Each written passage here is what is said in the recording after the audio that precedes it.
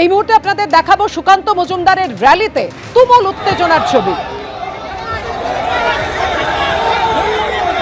আমতার ধাইপুরে জয় Bangla slogan তৃণমূলের দলীয় কার্যালয়ের সামনে থেকে ওঠে স্লোগান, পাল্টা বিজেপি কর্মীদের জয় শ্রীরাম স্লোগান। অভয়ার মাকে পাশে নিয়ে নারী নির্যাতনের ফাইল খোলার আশ্বাস দিয়েছেন প্রধানমন্ত্রী নরেন্দ্র মোদী। তিনি ফের আরজি কর নিয়ে আক্রমণ শানালেন এবং নারী সুরক্ষা নিয়ে আক্রমণ শানিয়েছেন তৃণমূলকে। जिस मां ने अपनी बेटी को डॉक्टर बनाया और जिसकी बेटी को टीएमसी के महाजंगल राज ने छीन लिया, बीजेपी ने उस मां को अपना उम्मीदवार बनाया है। जब बंगाल की बेटियां न्याय मांगती हैं तो टीएमसी की निर्मम सरकार बेटियों को एक ही बात कहती है, रेप से बचना है, जिंदा रहना है तो घर से बाहर ही न निकलो। बीजेपी बेटियों के सपने नहीं कुचलने देगी।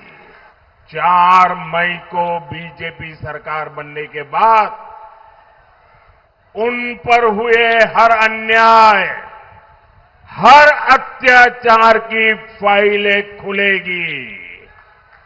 मैं फिर से कहता हूं, फाइलें खुलेगी और ये मोदी की गारंटी है। আমাকে বলেছেন আপনি খুব সাহস দেখিয়েছেন, তখন আমি বলেছি আমি মেয়ের ন্যায় বিচার চাই এবং মেয়ের নাম প্রকাশ্যে আনতে চাই, মুখ দেখাতে চাই। আমার মাথায় হাত রেখেছেন। আমরা কোনো অন্যায় করিনি, আমার মেয়েও কোনো অন্যায় করিনি, ন্যায় বিচার আমি পাবই। প্রত্যেকটা মা বাবার সঙ্গে যেটা ঘটে আমাদের রাজ্যে, সবাই খুব কষ্ট পায়। কেউ মন থেকে প্রতিবাদ করতে বাইরে বেরোতে পারে না, সাহসটা পায় না।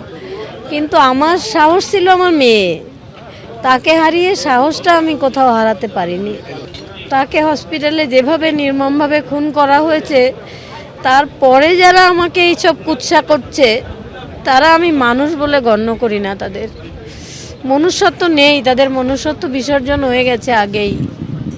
পূর্ণ শ্রদ্ধা সম্মান জানিয়ে বলছি, উন্নাও, হাতরাস, প্রয়াগরাজ, বিলকিস, ওড়িশা, দিল্লি, মণিপুর, মধ্যপ্রদেশ এবং আমাদের সোনার মেয়েদের, কুস্তিগিরদের শ্লীলতাহানি করা এমপি, যাকে নিয়ে নরেন্দ্র মোদী পাশে বসে থাকেন, গতকালও পরশুও দিল্লিতে যে ধর্ষণ এবং খুন হয়েছে সেসব লোকের সঙ্গে এক মঞ্চে বসছেন। আপনি এই রাজনীতিটায় আপনার মেয়ের দুর্ভাগ্যজনক মৃত্যুকে নামিয়ে আনছেন কেন? বাংলার মানুষ বোঝেন। আর নরেন্দ্র মোদী, আপনি আগে নিজের রাজ্যগুলো সামলান, দিল্লি সামলান। একের পর এক ঘটনা ঘটে যাচ্ছে। দুর্নীতির কথা কাদের বলছেন? সারা দেশে, পশ্চিমবঙ্গ থেকে শুরু করে আসাম থেকে। এবিপি আনন্দ, এগিয়ে থাকে, এগিয়ে রাখে।